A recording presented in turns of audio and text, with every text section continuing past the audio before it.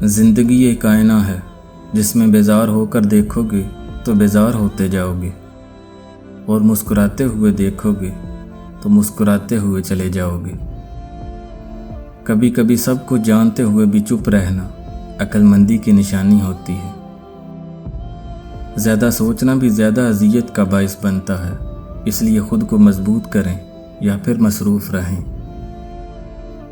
اگر آپ کو آسائشیں درکار ہیں تو محنت سے حاصل کریں، بجائے شادی کر کے جہیز کے ذریعے سے۔ اپنے آپ کو سمجھانا بہتر ہوتا ہے جہاں پر آپ کو دوسروں کو سمجھنا دشوار محسوس ہو رہا ہو۔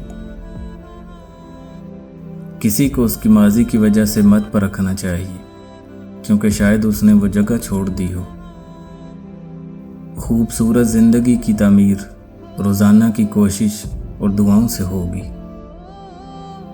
ہمارا سب سے بڑا مسئلہ یہ ہے کہ ہم کسی کی بات کا جواب دینے کے لیے سنتے ہیں، بجائے اس کی بات سمجھنے کے لیے۔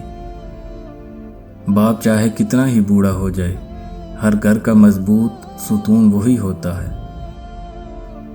میں نے زخم جیسا کوئی استاد نہیں دیکھا، اسی لیے زندگی میں چوٹ لگنا لازمی سمجھتا ہوں۔ صبر کرنا انتظار سے بہتر ہے، اس لیے انتظار بالکل بھی نہ کیا کریں، کیونکہ انتظار تو مردے کر سکتے ہیں، زندہ لوگوں کے لیے صبر ہوتا ہے۔ انتظار میں زحمت ملتی ہے، جبکہ صبر کے لیے میٹھا پھل ہوتا ہے۔ اکیلی عورت آپ کے لیے ذمہ داری ہوتی ہے، موقع نہیں۔